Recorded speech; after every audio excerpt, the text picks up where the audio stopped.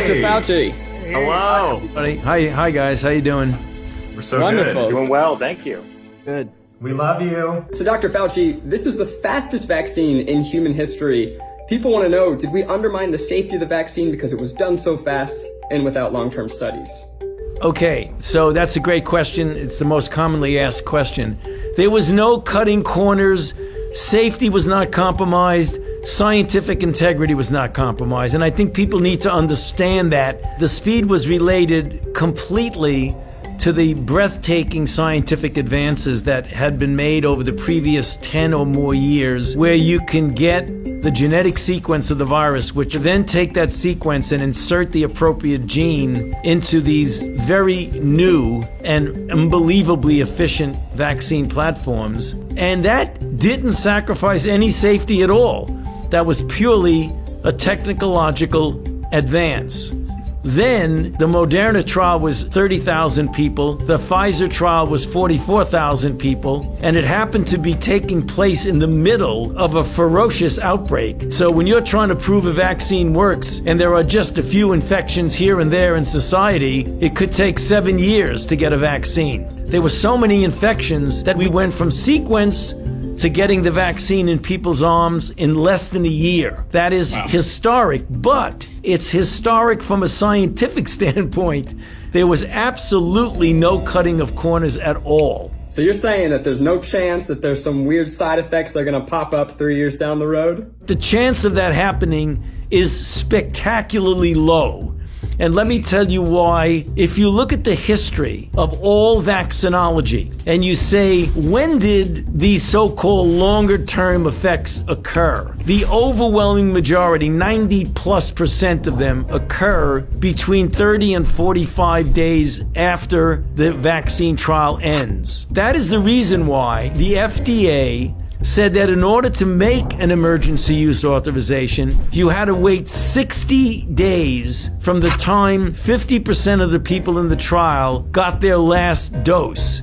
So if you wait 60 days, you're already beyond when essentially all of the long-term effects occur. I've never seen one where I get vaccinated in 1982 and I get a toxic effect in 1986.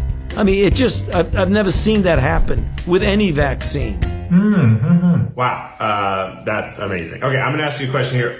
Can I still infect someone else after I get the vaccine? And do I have to keep wearing a mask after I get it? The answer is yes, and I'll explain why.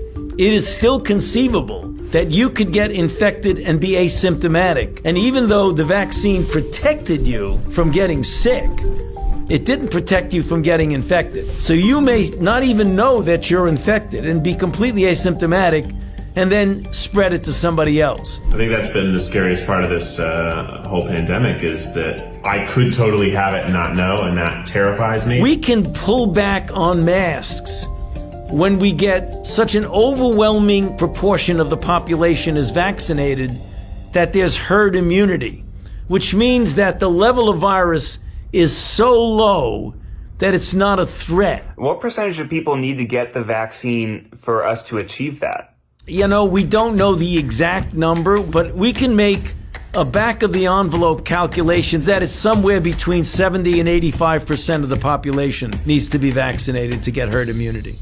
Here's, some people, there's a lot of people talking about things out there. Some people think maybe it would be easier to just achieve herd immunity by letting the virus spread rampantly through the population. What do you think about that? Okay, well, that's maybe the worst idea.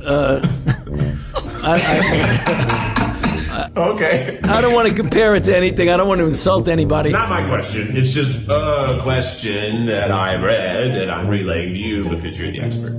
Do you read it on Facebook, Keith? I did read it on Facebook. The general level of herd immunity right now in the country, the last time the CDC looked at it was like 10%, 12%. Some cities like New York, it was 22% because New York got hit so badly in the beginning. So let's say that the level in the country today, let's say it's 20%. So with 20% of the people infected, we've already had 352,000 deaths.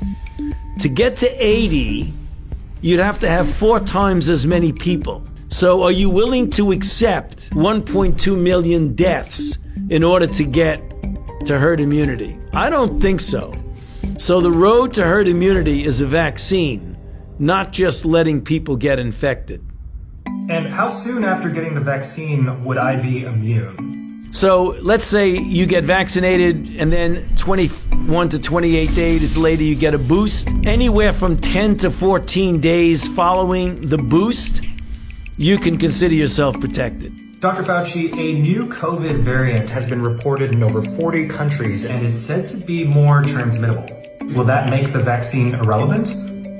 That has a mutation which is causing the virus to be much more easily transmissible from person to person. According to the Brits, who've looked at it very carefully, and we will also be doing the same thing, they find that the mutation does not make people sicker or even more people dying, nor does it seem to interfere with the protection that's afforded by the vaccine. So the only thing that's functionally different, it appears to spread more easily. My fiance Maggie, she actually got the vaccine already at work. They've been prioritizing nurses. For me, there's like a lot of contrasting information out there. Like, I'm immunosuppressed and I don't know, am I supposed to get it? You can take a vaccine. The only time an immunocompromised person should not take a vaccine is when it's a live, attenuated vaccine, because the virus can then replicate a lot in you and not stop replicating the way a person who has a normal immune system would be. But you should get vaccinated, because even though the immune compromise may not get you to have as robust a response, a less than robust response is better than no response. So go get vaccinated. Some protection is better than no protection, yes. Learned that in college. Stop, guys. Stop. I have a newborn child. We just got his 2-month vaccines for all of the other stuff, but I've been really worried about COVID. When can my kids get the vaccine? Do they need to get it?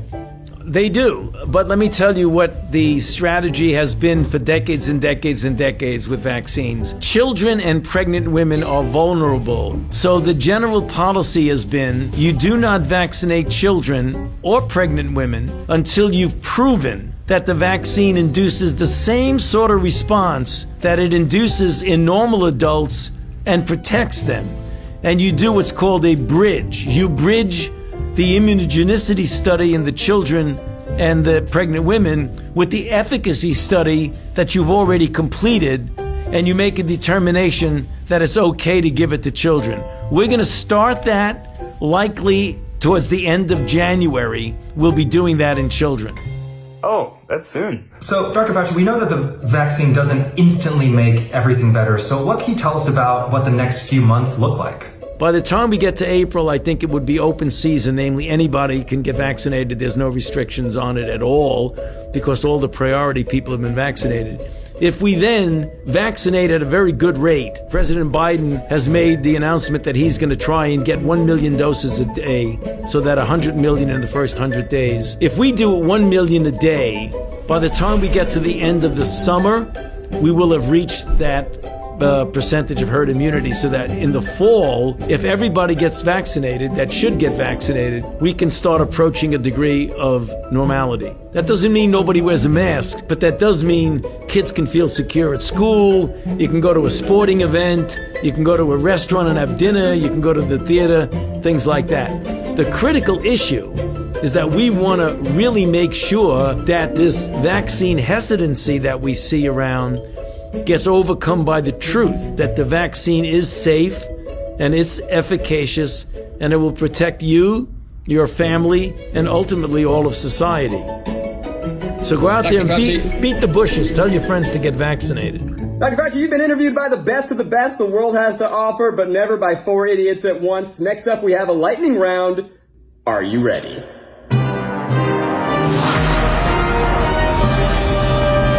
Lightning round.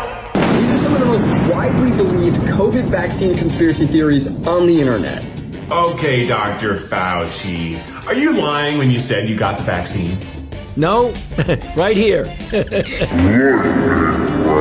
Does the COVID vaccine cause COVID? Absolutely impossible. Are the vaccine ingredients more toxic than COVID-19 itself?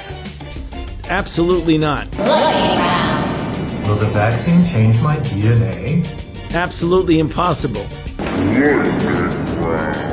Well, do the vaccines deliver a microchip with a barcode into my arm to keep a track of me wherever I go? No, it doesn't.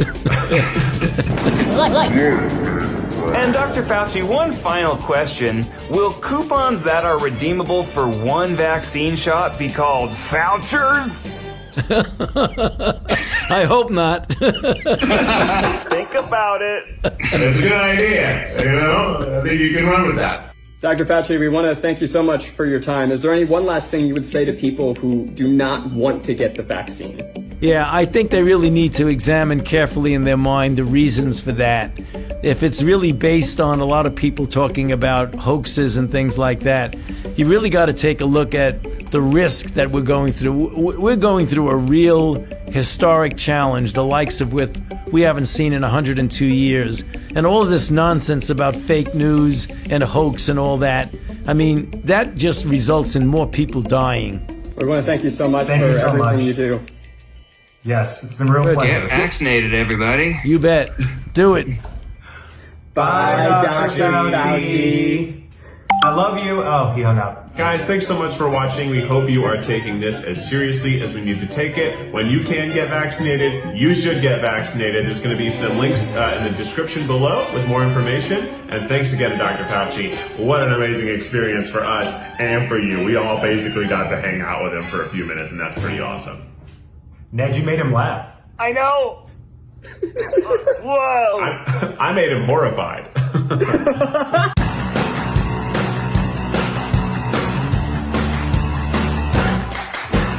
You didn't hear that I loved him. Well, he'll watch. He watches all our videos, so he'll see it. Oh, okay, good. Yeah, he's actually a sapphire triceratops.